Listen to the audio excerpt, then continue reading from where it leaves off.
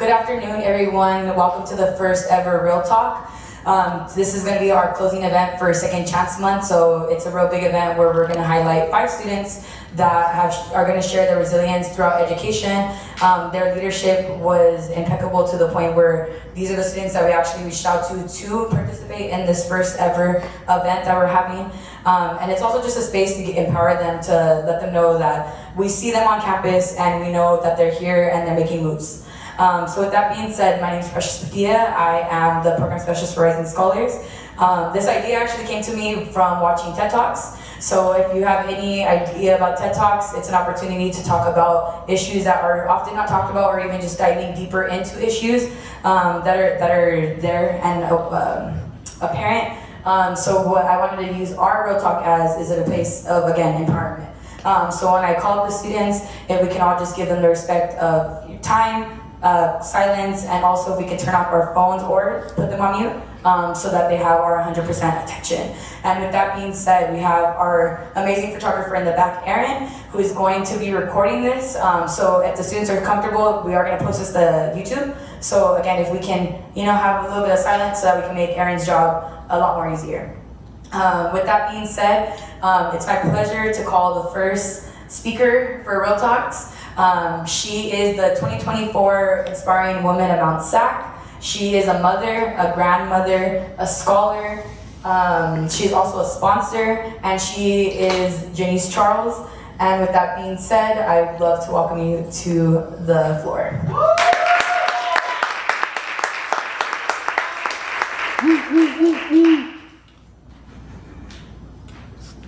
Hello, family. My name is Janice. I'm here to share my experience, strength, and hope with you. And I wouldn't say my experience, strength, and hope as an addict. My experience, strength, and hope as a student. As you look at me today, peer mentor, a student, struggling to get this associate degree in drug and alcohol counseling. But 3 years ago, I was sitting in the San Fernando court, facing 25 to life, hopeless. But see, I have a power that I choose to call my God, and there's no more God in me than it is in anybody that's sitting here in these rooms. And He was orchestrating things in my life way back then, and I had no idea, no clue. My experience with facing that amount of jail time made me start opening my eyes. It's not about when you start, it's about how you run the race. It's not even about when you finish. It's about how you run the race. And in this journey in education, I have learned principles, morals, standards, but the most thing that really gets me is integrity. And that's doing something where I don't expect anybody to notice or to see. I do it because I know that's the right thing to do today.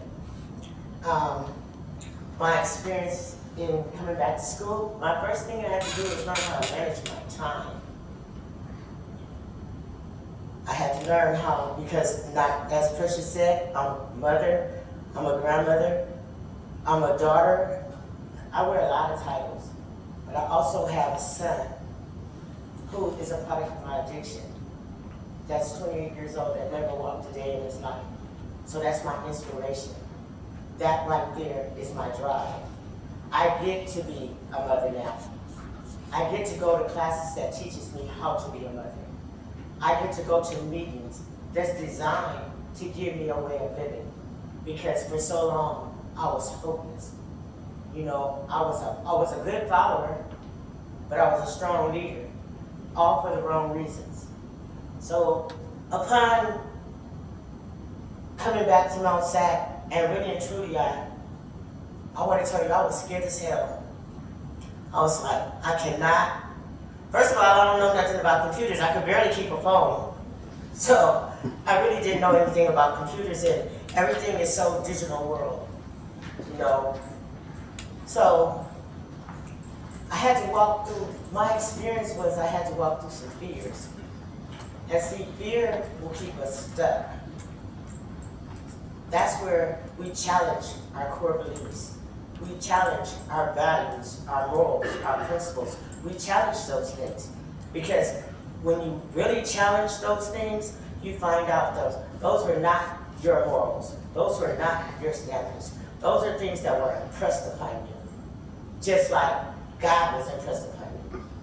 Just like in certain cultures, what happens in this house stays in this house. In some cultures, we're just like crabs in a bucket. If one try to get up, the next one is pulling them down. So how do we break those cycles? How do we break those vicious cycles? And just like I said, it's not where you start or where you finish. It's how you run the race. So when I got here, I was introduced to Rising Scholars. And like I said, fear. I didn't want to tell nobody I'm this age and I don't know how to use a computer. I don't know how to do this. But I'm a good actor.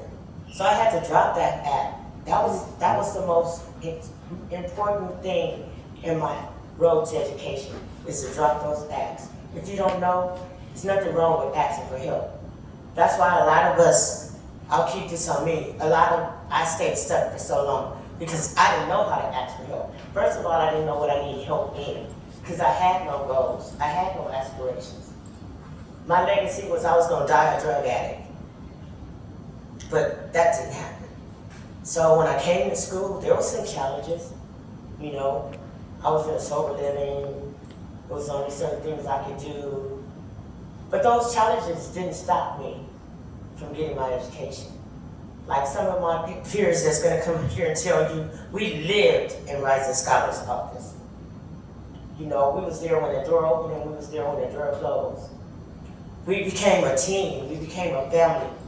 Even though Mike Sack is our community, Rising Scholars is our community within a community. Where we, people that usually wouldn't mix together, come together, because in the rooms it'll say, well, I would have never smoked dope with him. Oh, shoot, I would have never slept with him. But if you had any money and had any dope, I would have.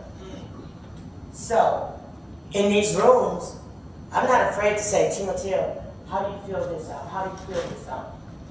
I utilize the sources and the resources that's on this campus. Not being afraid, even though the inside might be bubbling, like, I can't do this. How do you come here with all this fear and you become the most inspiring woman 24? How do you come here and you become a legacy award winner? The only legacy I ever thought I was going to leave is that she got it open. But now my hope. What hope is reaching for something that you can't see and hoping that knowing that you're going to receive it. And if you stay on the path, you're going to have some storms. That's why we like that tree. We blow, we bend, we drop, we might split the sidewalk, but we don't break. And see, another word is we like to say effort. We get a real good case of the efforts, you know, because that's that fear saying, I don't want anybody to know that I'm a failure. But how will you know you succeeded if you didn't fail in something? There's some things that you're just not going to get. But then you got a supportive community and Rising Scholars, and at MOSAC, you got resources that will help you overcome your disabilities. And my hope to you is don't be a disability to yourself. Don't let this thing between your head tell you you can't do what you can do. You never know what doors is going to open, because there's been many doors that have been closed in us getting here. There's going to be many more doors closed, because just because you come to school and you're on the right track, don't mean life ain't going to show up. It's what you do when life shows up. Do you continue to persevere? Do you depend on a power greater than you? Or do you depend on your mind? Because your best thinking got you in positions and situations that you didn't want to be in. So if I can leave you with anything as far as hope is concerned, I'll say look inside of you and look at that little girl or that little boy and think of what you hope they might have been. And let that be a challenge in you to nourish that little one, to love that little one like you never loved anything before. And in the end result, you will see a rose, or you might even see a tree grow from the stem. My name is Janice. Thank you.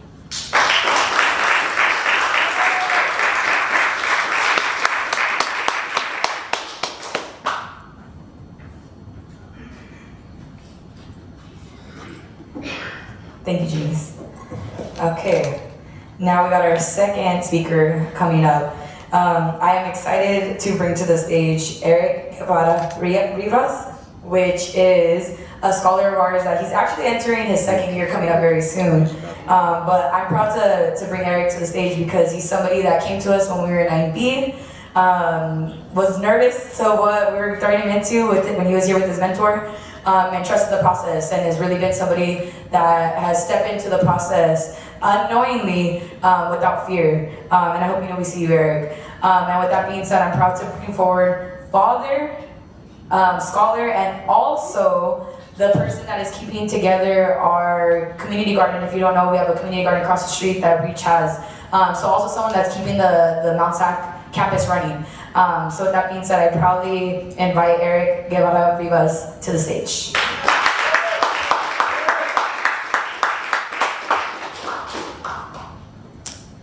It all started in November 2021 when I discharged from parole. I thought to myself, there has to be more to life than this on being on parole or incarceration. I just didn't know what it was. So God put certain people in my life to follow a new path in education. When I was growing up, I didn't put too much interest in education. I was an individual incarcerated for the majority of my life. But certain circumstances led me to seeking God. And there I met my friend, mentor. As I share my story with you, you're going to see an act of kindness when someone reached out to a person to better his life. I'm speaking to personal experience, how God puts people in your life for a certain purpose. This involves giving up old living habits, gaining a new sense of direction, and pursuing a goal in education. Today I want to share how education impacted me, a person who's been incarcerated, in my journey as a scholar. As I stand here, first I'm going to discuss how I was before education came in my life, then how seeking God led me to education. Lastly, how I keep myself motivated in pursuing education. Before education was in my life, my study was the streets. That was my education. This led me to being in and out of prison all my life since my adolescent years. So I never had the opportunity to give education a fair chance in growing up. Education was not an option for me. As I'm telling you this, you might be wondering, how can I let this guy in this school? But that was how I was before education was in my life. Next, I'm going to, as I'm telling you, so let's talk about how the beginning was before education. The way I was living my whole life left no space for education. Before I came to Mount Sac, I was involved with drugs and gangs. It was an environment that I was accustomed to living on a day-to-day basis. I'll call this gang-infested area my home, my comfort zone. It was a place, it was a normal thing for me to do. Growing up in Nevada, I thought this was the way it should be at a daily life. Then I happened to walk into a church. For seeking for something, or a higher purpose. I was battling with an internal battle at that time. I was applying to kill the mother of my kids. So I seek God to give me patience and guidance in this. In that direction, I was attending the Spanish side of the church. They introduced me to my preacher, mentor, Mark Anthony. I met Mark My first initial thought, Mark, was, man, this guy's an undercover cop. Plus he's black. Oh, yeah, for sure he's an undercover cop. They're trying to get me for sure now, you know? But this is man right here being nice to me. Actually taking an interest in me. He was trying to show me the word of God. At the same time putting himself at risk, not knowing where I was mentally. He wanted to show me the word of God, how I could put God as my moral compass in my life if I let it. When I found out what direction I wanted to take in my education, Mark was the first initial person and encouraged me to go to college. He brought me to Mount Sac. I instantly fell in love with the farm. I found that inner peace in the fields, just like that, and my Mount Sac journey began. Even though I took the first steps in pursuing education, this doesn't mean my journey didn't come with challenges.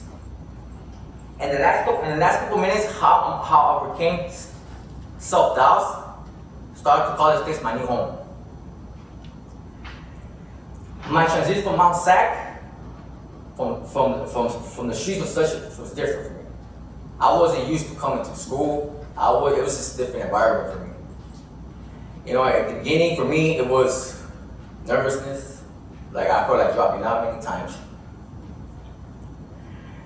Like for example, my first semester at Mount Sac in the summer, I had a lot of self-doubt and imposter syndrome because I hadn't been in school for so long.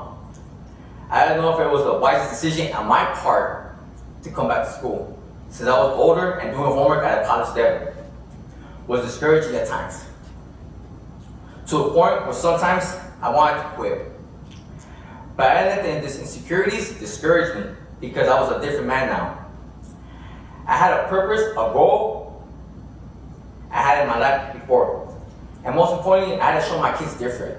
I had to show that I could be an example for them. That's what kept me motivated in pursuing education. I had to show them that a person that made so many mistakes in life could switch it around, no matter how many times they messed up in life. So I had to keep on going, pursuing. That was my motivation in coming. Mount Sac became my sanctuary on the streets. It opened my eyes to the joy of learning, making education surprisingly a hobby. Discovering and supporting a community of like-minded people fueled with desire, hungry, like myself. And that's when I joined the Rising Scholars Program. We were all driven, hungry to succeed. And that's what kept me going. Their energy kept me going. It motivated me. That we're all wanting to get together, you know? So I want to tell people about a program that we can switch it up anytime we want. Anytime. It just takes us to take those proper steps in pursuing it. You just need a little push and be surrounded by good people. And just take the proper steps in doing them. Now that you heard my story, let's begin to wrap this up. First, I discussed how I was before education was in my life. Then I talked about how seeking God led me to education. And lastly, I talked how I kept myself motivated throughout my school time. Just know the bad decisions you made in life doesn't have to be the decision you live with. With efforts and wanting different in life and actually taking your first steps, no matter how small you're going or where you want to be, sets you on a powerful path in the future. You just gotta keep on going and keep pushing and don't give up. Just keep have faith and keep on going. Thank you.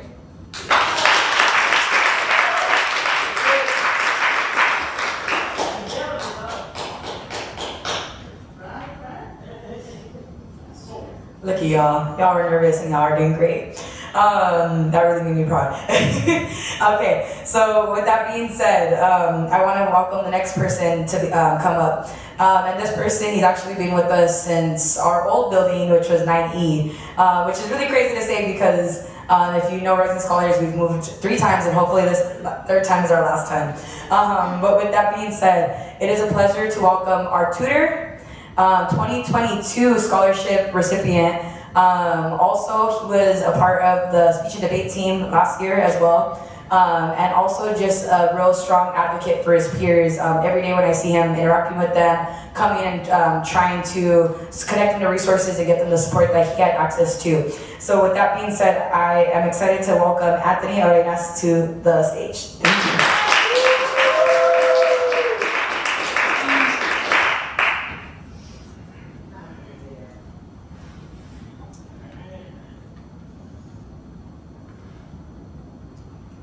Yes. Good afternoon. So my name is Anthony Orenas, and this is second chance. Second chance. Man, I heard second chance, and I'm like, dang, I had one too many second chances. I have about 1 million stories of second chance. So I heard this topic, I seen it on the flyer, and I'm like, wow. And then all of a sudden I get this email from Rising Scholars like, hey, would you be interested? I'm like, thank you. So thank you for asking me to come out. So, I'm trying to think. Does anyone know the feeling of being stuck between a rock and a hard place? You know, so it was about 4 or 5 years ago that I was stuck between a rock and a hard place, and this is what it looked like for me. So it got to a point before I was able to get a chance to come back to school where I didn't want to die, but I sure as heck didn't want to live, and the main reason behind that was because I just didn't know how to stop using heroin. I heard about, my family telling me, why don't you just stop? And then I would hear people around me say, well, why don't you just stop? And, I felt completely powerless because I just didn't know how. And as a result of me not knowing how, right, and a little bit of the past of me being formerly incarcerated, I knew that I felt safe and protected when I was busted. That was a safe place. So I figured, you know what? I think it's okay for me to take any means necessary to break the law to get that fix. So what ended up happening was I just started committing more and more crimes because I just knew that if I got arrested, I would be safe. And I really I just feel like I can totally resonate with that. And I talked to a brother before this, and I came to the realization, and I think this was maybe 30 minutes ago, but I was really crying and asking for help, and I just didn't know how, right? I had no idea how. I was so used to this unmanageability. So, what happened for me is, I got the gift to get introduced to the program of recovery, right? The program of recovery, and that allowed me to change my perception on life. And it helped me realize that, hey, I'm a person too, and all these things that I did in my past doesn't define me, right? And all these, all these unresolved issues in my life, they can be corrected, and I was able to meet this group of people that they have this happiness that I couldn't even describe. Whenever I'd be around them, they're looking and smiling and laughing, and I'm just like, what? I want that, So, my higher power, pushed me in that direction, and I took that action. And as a result of taking that action, I was able to build just a little confidence, just a tiny bit, to have this idea you know what? I'm going to enroll back in school. I have all these fears, and as a result of doing these things, as people ask me, I'm like, maybe I try this out. And what's wild is I feel like I tell this story so much, but I'm going to go ahead and share this again, right? So, I took that step, and in full fear, but I still did it, right? Because someone told me, just still do it. Take that contrary action. So I did it. And I received this call, and this call was from Rising Scholars. I had no idea what Rising Scholars was. But a guy called me, and he's like, hey, are you Anthony Orenas? And this is the first month I had a phone coming back to life. after getting, entering recovery. And I'm like, oh shoot, like what's going on? He's like, oh no, my name's Kevin. I'm from Rising Scholars at Mount Sac. And just that whole label, I was like, I just wasn't familiar with any of that. Like, we realized that you're formerly incarcerated, and automatically in my head, I was like, oh man, I knew I wasn't allowed to go to school. I knew they were gonna find out who I was, but he said, hey, we have a program that's specifically designed for you.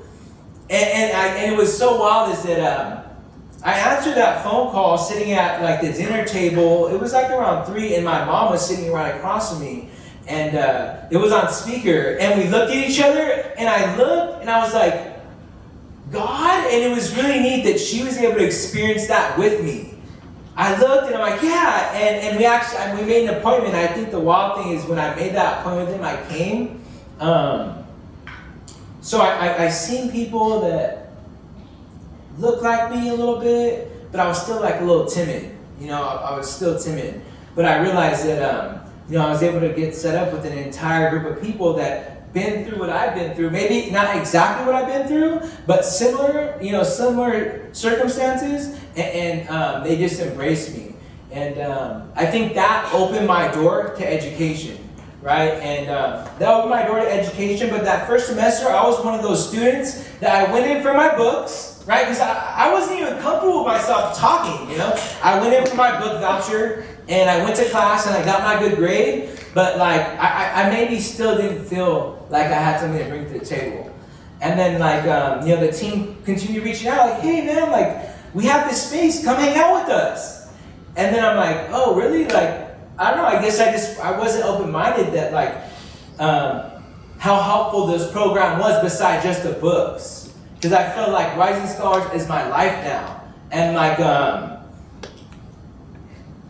I never thought that would be the case. Any program in a college would be a part of me.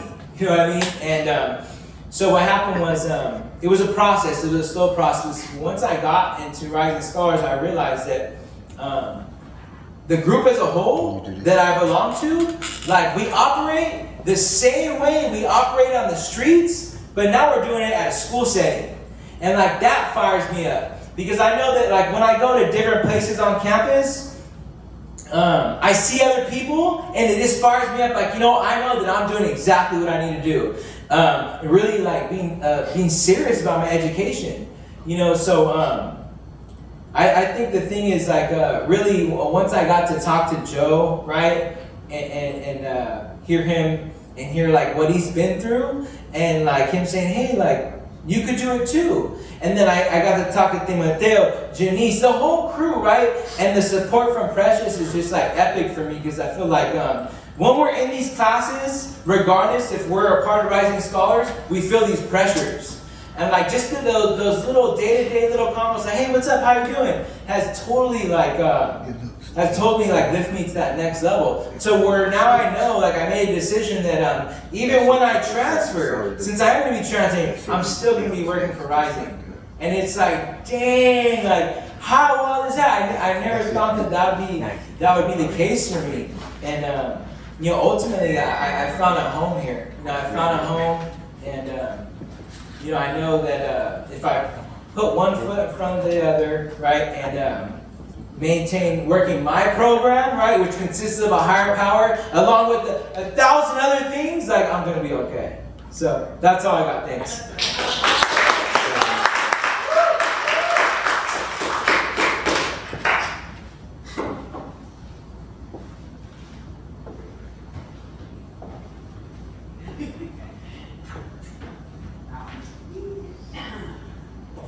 Awesome, y'all. I love after this speech because even when talking about finding that place on campus, I just want to reassure everybody that there's a space on campus for everybody. At some point, you find it. It might not be up from the jump, but you do find a space that welcomes you, where you can go, you can study, you can find your friends, and you can ultimately feel that empowerment to keep pushing yourself to go beyond your your wildest dreams.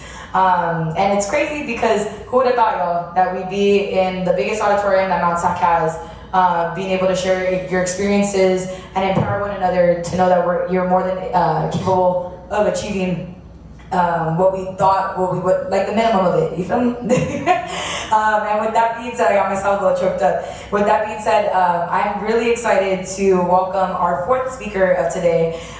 He is a husband, he's a father, he's a peer mentor, he is Timeoteo Benitez, who is also another person that I vividly remember in our 9E space when he was bringing in his friends, encouraging them to join the program, encouraging them to come and study. As Anthony mentioned, Timeoteo was that person that really pushed somebody to come into the office and talk to somebody when they needed somebody.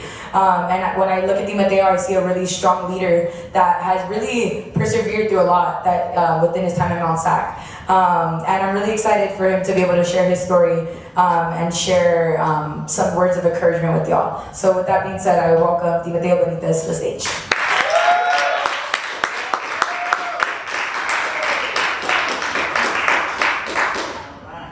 Oh, this is it.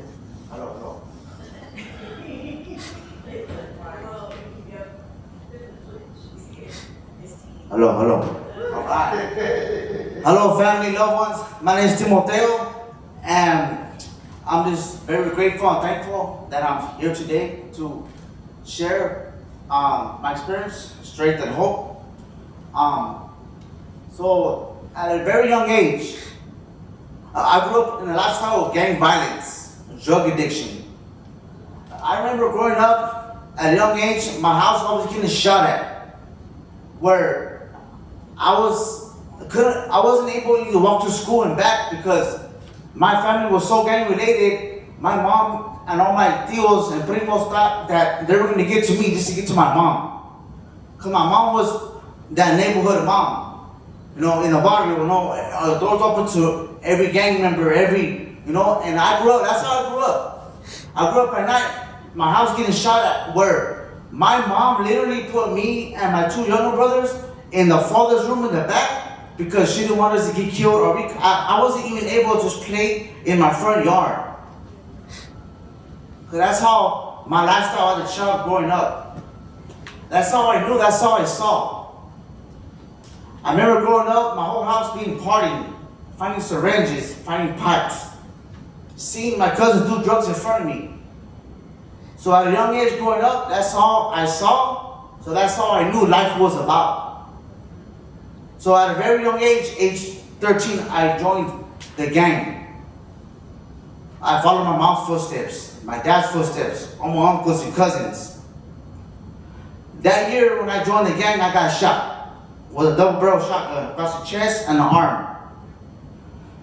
So from then on, that fear was always inside. So that's when I started carrying guns at a young age.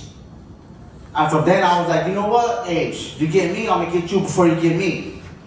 So from the age of 13, and I say about 2.5 years ago, when I decided to change my life, it's always been the streets, always been on drugs, always drinking alcohol, in and out of prison. The last 37 years of my life, in and out, recycling door, I'll get out, last a month, catch another 4 or 5 year term, get out, a month, to another 2-3 year term. It was just a revolving door.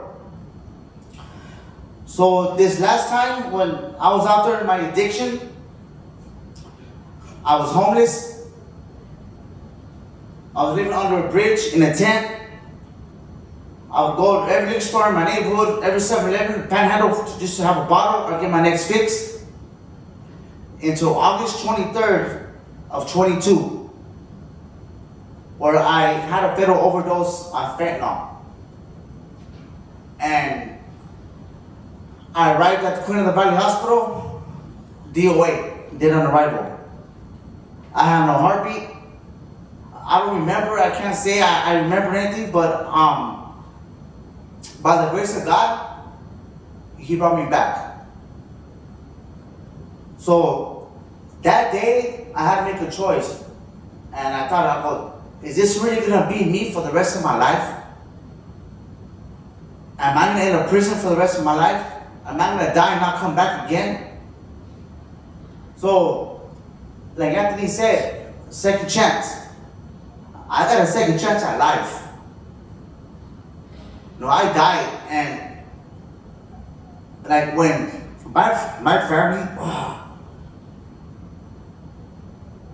when my brother got that phone call, and my little brother got that phone call, my wife, everybody, when they all picked me up from the hospital, like when I got in that car, I felt the silence.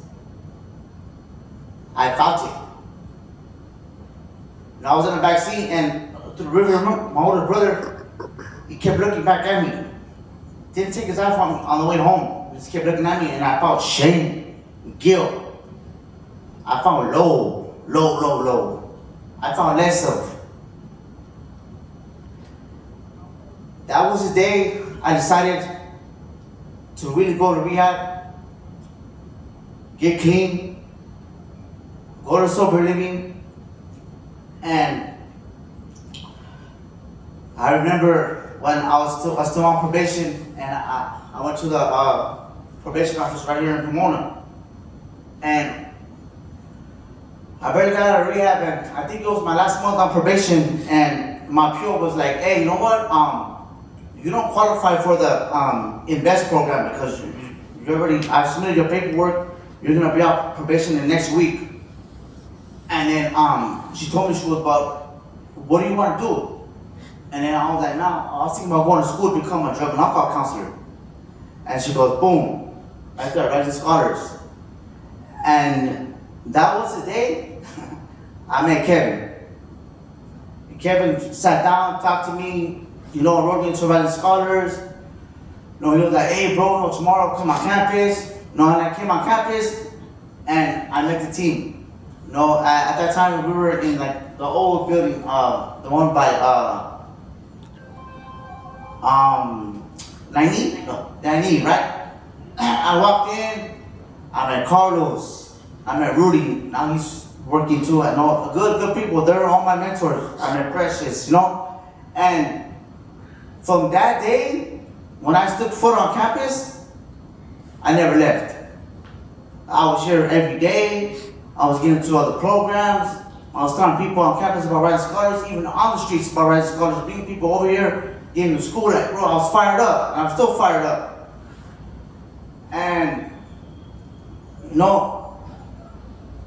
I can't say, life's been good, but it hasn't been perfect. It's been some struggles. I had a lot of temptations, but, I just walked away. When I first started school, I was in a sober living. On the way to school, I got ran up on. Got a gun pulled on me. And I was like, "Man, bro, no, hey, where you from? I don't bang, bro. I'm just trying to get to school. Dude, but those are the experience, that was the devil knocking on my door because he wanted me just to react and go back to the streets hey, homie, I'll come home, go down the street, but I knew where I wanted to be, and I knew where I was going to end up and be. My life was better than that. So, I just want to say that God tested my life again, March 28th. I lost my baby brother to a fentanyl overdose, and he didn't make it. But Rising Scholars family really showed me, they showed up. Precious, Kevin, Eric, 2 other scholars, they showed up. Everybody else was here for me, And at that time, it didn't really hit me because, I had to be strong for my family. But now that I think about it, we never know the blessings that we got in life until it hit close to home. And as me being, going to school to become a drug and alcohol counselor, I just seen man, it hit that close. I lost a lot of friends, but when it's your own loved one, your own little brother, it really it really tears, you know, I always gonna leave a hole in my heart, you know. And if it wasn't for Rising Scholars or my friends in Rising Scholars, I think I would have gave up. Like, I think I would have drank, I would have backed up the youth, but I leaned on Rising Scholars. And, like, when I was down, they picked me up, like, come on, bro, like, no, people calling me, checking on me, what's up, you alright? Anthony calling me, like, Eric, like, Janice, like, Eric, like, people were there for me, and I seen that, like, damn, these are real friends, this is a real family right here, you know? And so, I don't let my past mistakes determine who I am today. Well, because if it wasn't for me going through what I went through, it wouldn't make me the man I am today. No, I'm very grateful. I'm a father to my 50-year-old daughter. By the grace of God, she came back in my life. I'm a husband. I'm an uncle to my 19-year-old nephew, and I'm a brother to the two brothers I got left. And as far as education, I'm on fire, man. Like, my last 2 semesters, I walked out the classes with nothing but A's. You know what I mean? And, you know, I'm very proud of myself. Like, I was like, oh, homie, like, because whoever thought, you know, like, whoever thought somebody like me would really, like, walk out and have straight A's, and it's like, come on, man, and I think about, like, man, but I never gave myself the chance. But today I do. You know, I suit up, I show up, I'm always here, I'm trying to help everybody out. If I don't know something, we're gonna find out, believe me. I mean, and I'm just very grateful that I have the honor and the privilege to be amongst you.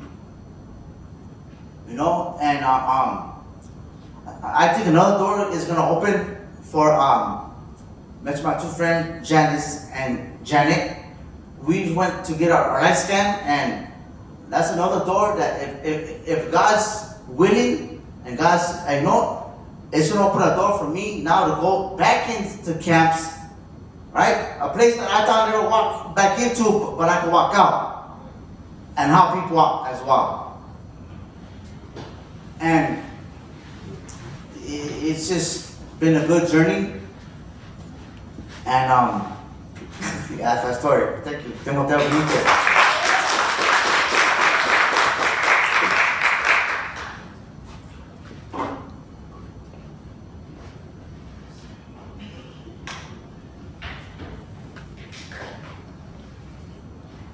Okay, y'all.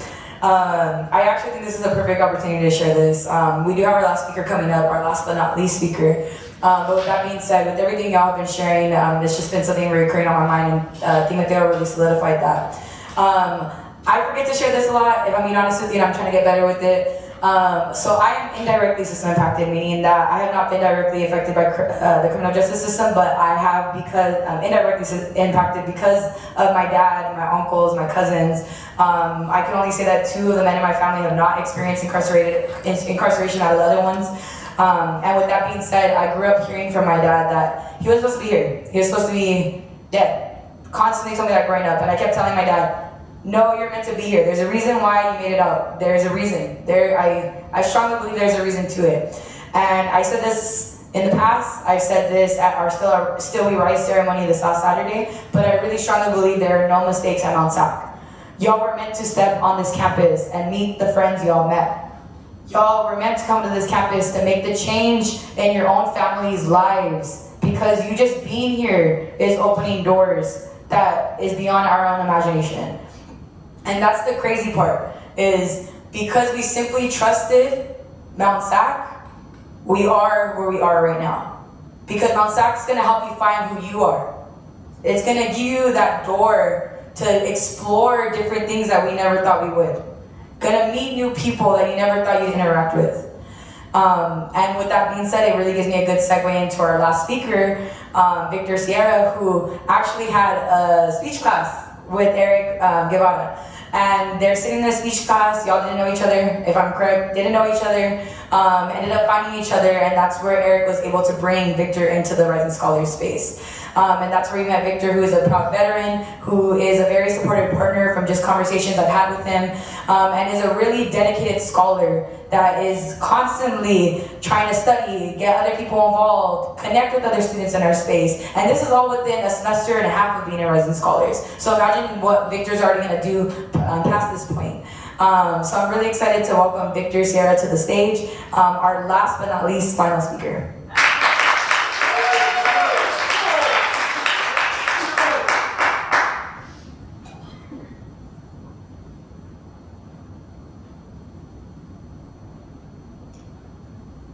Test.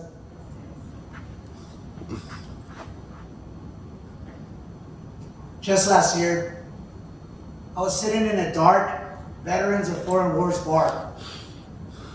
I was drinking straight from a bottle. I had a gun in my hand, and I was contemplating suicide. I had served as a Marine with Special Operations Infantry Groups. I lost 90% of my company to IED strikes, gunshots, and suicide. That morning when I came back in that bar and I got home, I had a real self-reflection with myself. I asked myself, what scares you more than anything in this world? I asked myself, what is it? Education does. Education scares me more than death. It took me a long time to understand why I think like that. Because I would have never imagined that I would make it as a scholar or be here as a student.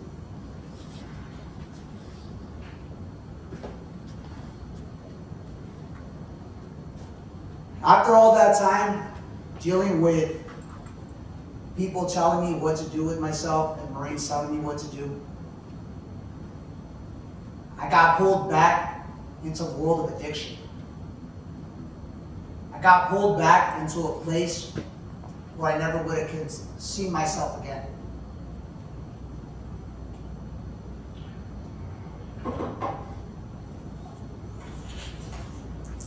So today, I first want to share my experience with my education and my personal life. And this is all after my military discharge, my medical military discharge. Then I'll touch on my experience coming back to Mount SAC. And finally, the success I've had reintegrating back into education. Reintegration back into education has been an overwhelming problem for the veteran community.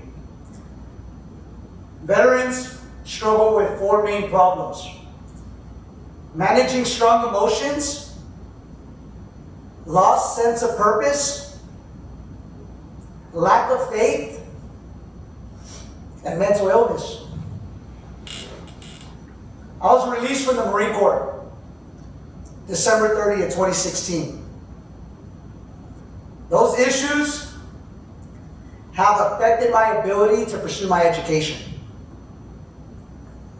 Being unable to regulate my emotions has affected my relationships, has affected my family relationships, has ruined my marriage.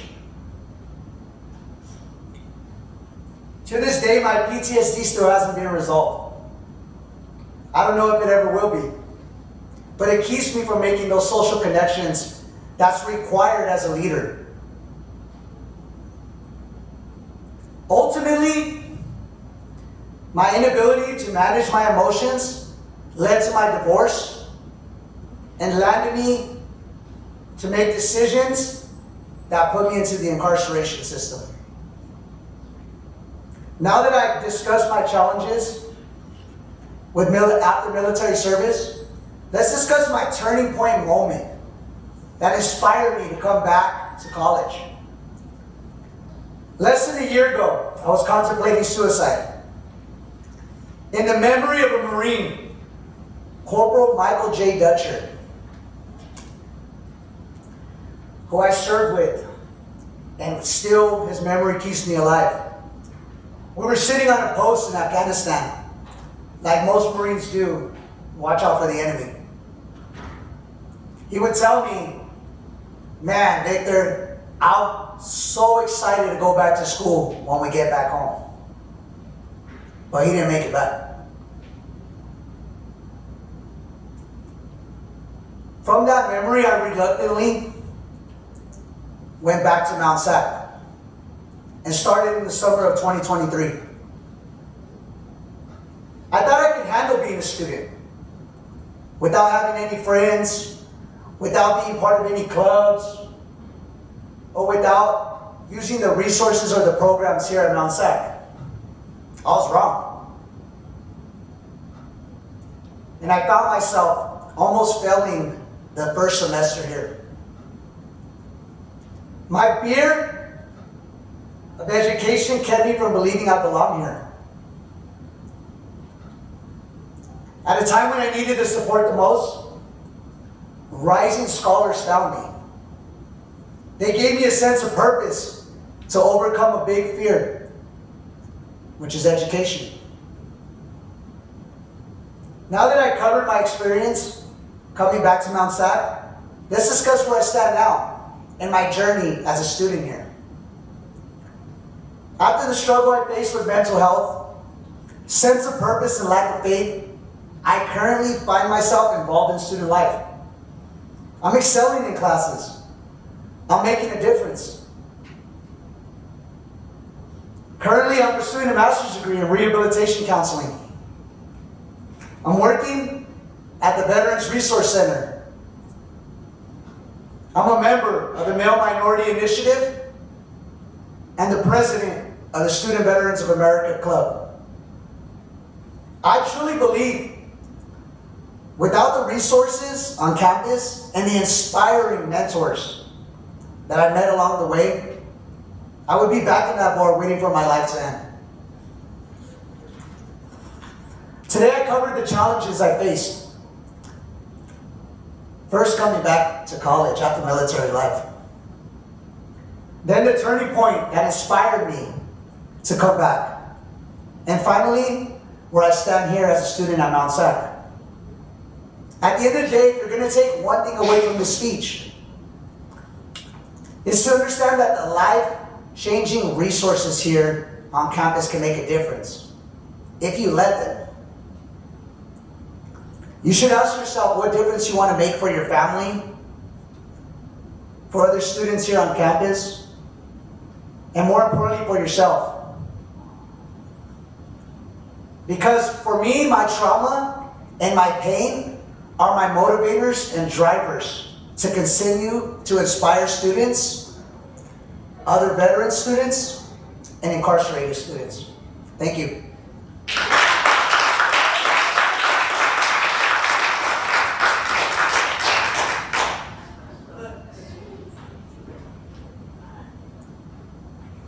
How do y'all feel? Yeah? Y'all feel good? I'm glad to hear that. I want to at this time welcome James Juana to the stage. He's going to support me with providing a token of appreciation to y'all. So with that being said, it's about like 2 months ago I think I messaged y'all, if I'm right.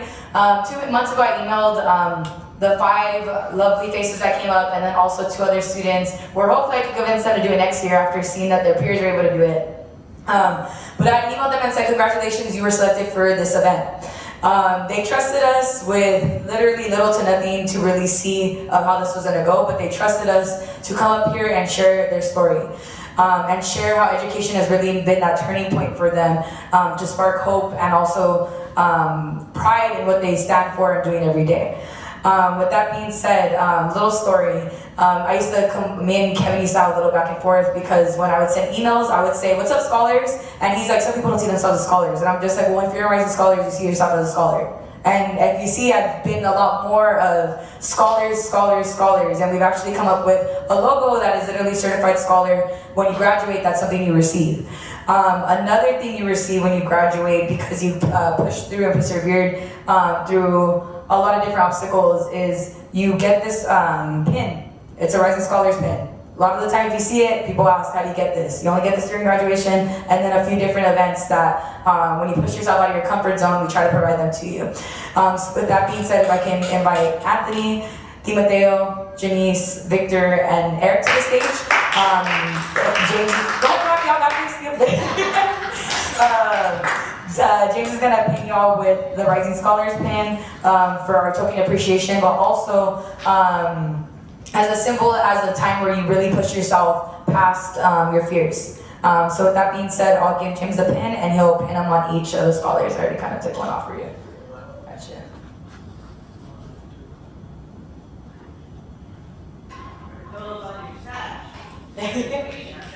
Always doctor. That's right.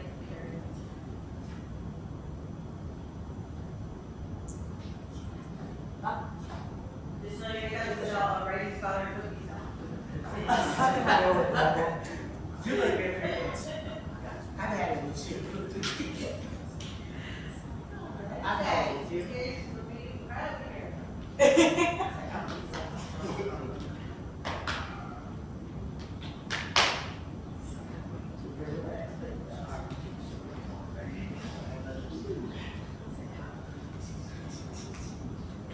And while James is doing that, I actually, I hope you don't feel no type of way when putting you on the spot, but we also did have two other scholars that were going to be up here today, but just with life and also different things going on with their classes, they weren't able to join us. But we do have someone here as support that was supposed to join us. Her name is Janice Charles. She's in the audience right now. I was going to say the class. But Janice is here, and she is somebody that still went along the process with them of showing up to the different practices we had, show up in the conversation, and different group chats that we had of trying to get everybody out. So I'd love to invite Janet so she can also receive her pin of appreciation.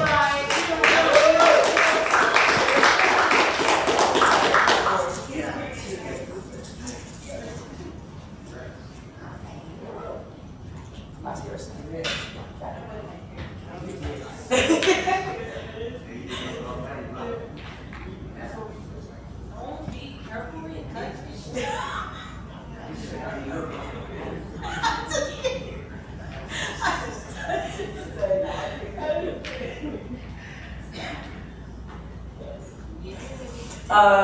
And with that being said, this actually does conclude the first ever Real Talk. I highly encourage, if you were inspired or even just want to participate in something like this next year, please reach out to these lovely six, and then also Shantae Jones, who also was a part of the original planning for this group.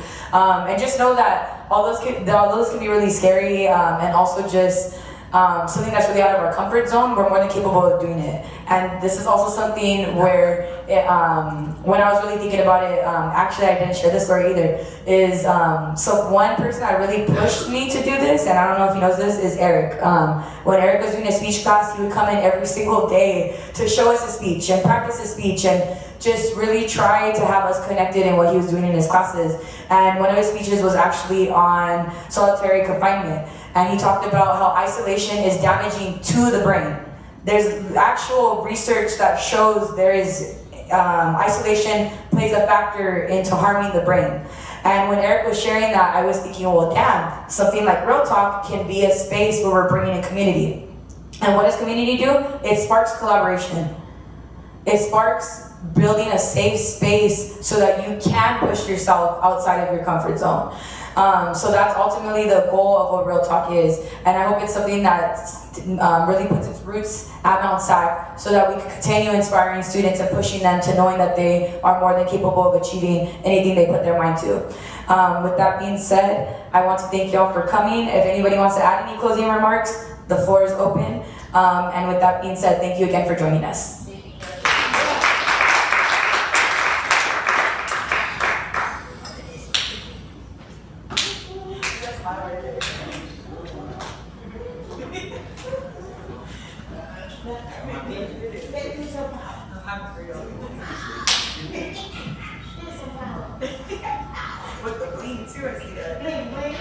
Money.